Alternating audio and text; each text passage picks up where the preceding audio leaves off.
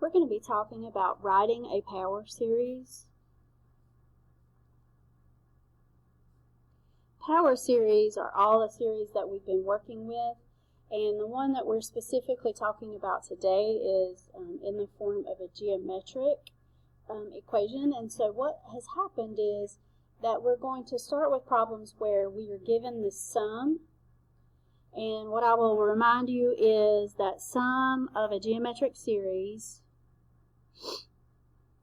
is a1 over 1 minus r. So we're going to be given something that looks like this, which is the sum, and we're going to go backwards and write a power series or a geometric series to represent this equation, and then we're going to find the interval of convergence for that. So let's look at some examples. Let's say that we have 3 over 1 minus 2x, and most of the time they will tell you that C is 0, meaning that this was a power series centered at 0, or it might have just said it's a geometric series. So either way, you do the same thing. First of all, we're trying to compare these two things together. So some things that have to happen is we have to have a 1 right here, and we also have to have a negative and then something here. Okay? Wherever our r is going to have some x's because we don't know what x represents and because the sum has already been found. The a1 can be whatever it wants to be. You have to have a 1 and you have to have a minus. This one is already in the correct form. I can tell that a1 is 3 and I can tell that r is 2x. And so if I write this geometric series, I will remind you also that a geometric series is written as a1 times r to the n minus 1, as long as you're starting at 1. In the book, sometimes they will start at 0, so this equation will look a little different. Either equation is correct as long as you're starting at the correct number. I'm going to do it as if I'm starting at 1. So the geometric series represented by this is a1, which is 3, times r to the n minus 1, starting at 1 and going to infinity. So starting with this is the series that is represented by that. And then the question also asks you to find the interval of convergence. So remember that for geometric series, as long as it's geometric, you can take the r and set it between -1 and 1, because I know that the absolute value of r has to be less than 1. Divide by 2. And that's supposed to be a half. And here's our interval of convergence. So you start with a series, rewrite it, figure out what's going on, find the series that's represented by it, and find the interval of convergence. Okay, so let's look at another one.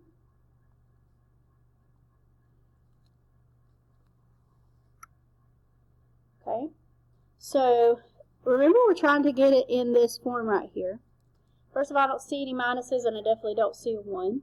So I'm going to rewrite this as 2 plus x, because I know that this x is where the r is represented. I need to make this be a 1, because that has to be a 1. Okay? So as long as this is just an x, then I need to make that be a 1.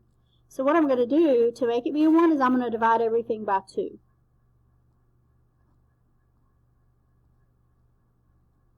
Okay, so I now have 2 over 1. Now, I know that this is supposed to be a minus, so I'm going to make it a minus, which means I'm just going to put a minus in parentheses. So now I've rewritten this equation like this. Now, this looks like a1 over 1 minus r, where a1 is 2 and r is negative x over 2. So I can write my geometric series a1 times r to the n minus 1, starting at 1 and going to infinity. And then to do interval of convergence, I take the part in parentheses, the absolute value of it, set it between -1 and 1, multiply, and solve.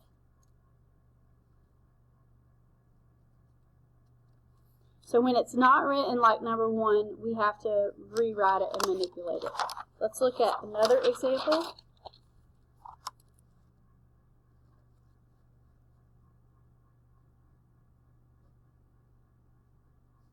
And then after this one, we'll do one where it's centered at a different number. So you can see what happens there. Alright, so this one is similar to number 2, where it was centered at 0, but it really doesn't look like what it's supposed to. So I'm going to make this be a 1, which means I need to divide everything by 5.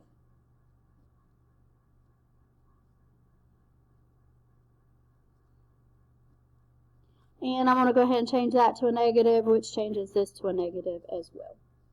Now I know that A1 is 3 and R is negative x over 5. So my power or geometric series is this series here. And then find the interval of convergence. You take the part in parentheses. It's the absolute value. Between negative 1 and 1, multiply. And we have that.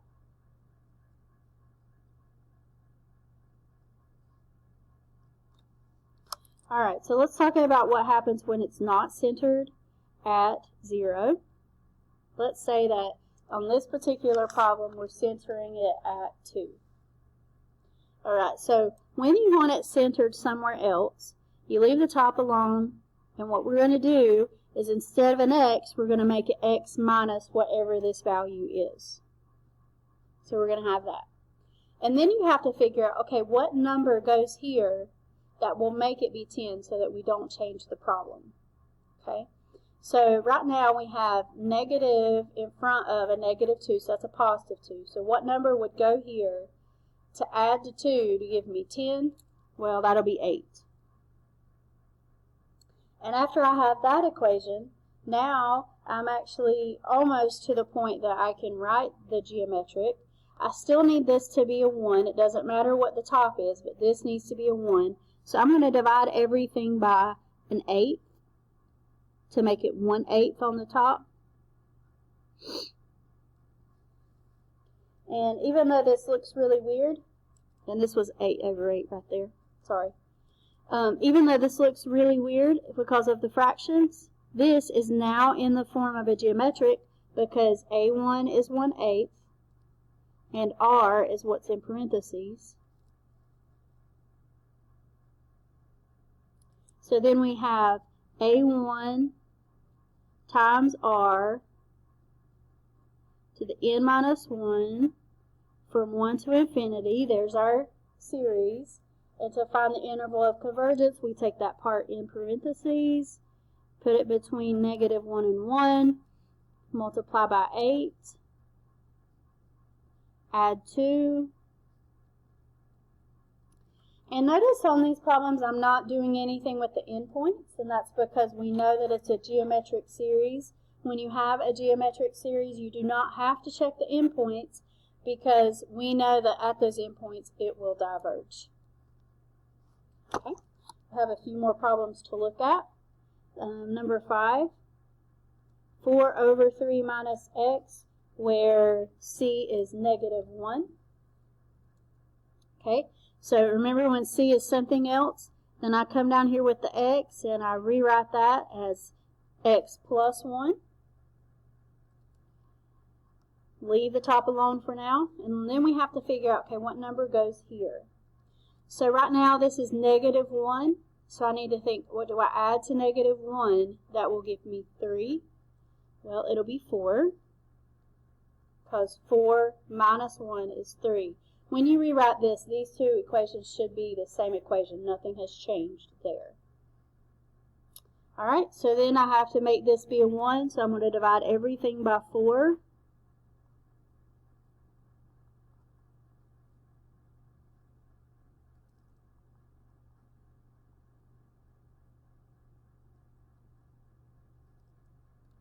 And now I know that A1 is 1 and R is x plus 1 over 4.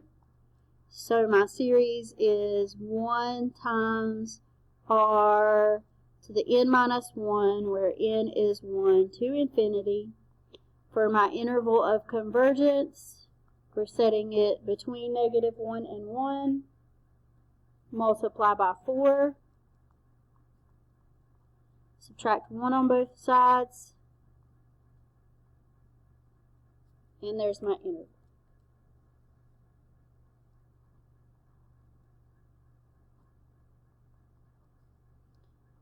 there's one more kind of problem I need to explain and show you. And what this kind of problem is when there's a number in front of the x. It kind of is the same as if there was a negative, but it's kind of a little bit more tricky. I just need to show it to you. So let's say we have something like that. I rewrote it to make it be a number plus or minus something. Alright, so here's what I know. I need the center to be at 1. That 2 is still going to be a 2. And we're going to make this be x minus 1 right there because of the center. And technically there is a negative right here because I need to make it minus the r.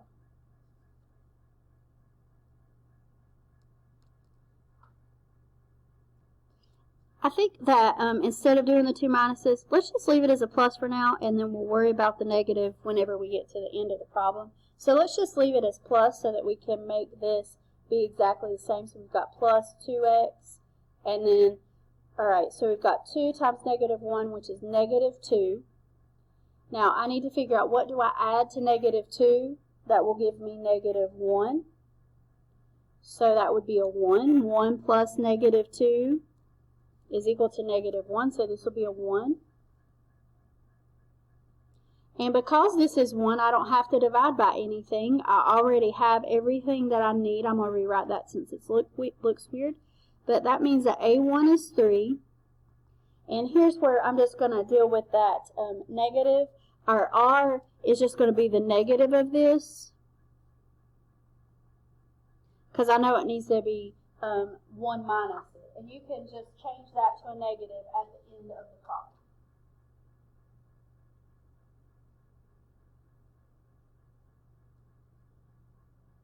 However, if you change this part to a negative, you do have to change every other thing to a negative. Like you divide basically the whole thing by negative 1, which also makes A1 equal a negative 3. Alright, and then do the interval of convergence. So I know, well, let's write out the series. The series is A1 times R to the n minus 1, n equals 1 to infinity. So I'm going to take what's in parentheses. It's the absolute value of it, so I can drop the negative, divide both sides by 2, add 1, and you get that. Alright, I've got one more problem I want to show you, and it's just like that, but just so that I can show you one more whole problem so that you can see it. So 3 over 6 plus 2x, and we're going to center it at negative 2. Alright, so what I know is that 3 stays, the 2 stays, and we're going to change that to x plus 2. Alright, 2 times 2 is 4. So what do I add or subtract to 4? That will give me 6. Well, I know that if I add a 2 to it, that would be 2 plus 4, which is 6. And so now I have the same kind of problem. I do need now to divide everything by 2. So we have A1 over 1 minus R to make that a minus. Now we're going to divide everything by a negative 1. So A1 and then R, n minus 1, n equals 1 to infinity. Interval of convergence, you do your x minus 2. These are pluses, I'm sorry, I wrote that wrong. X plus 2, put it around negative 1 and 1, subtract 1, or subtract 2, and there's our interval of convergence.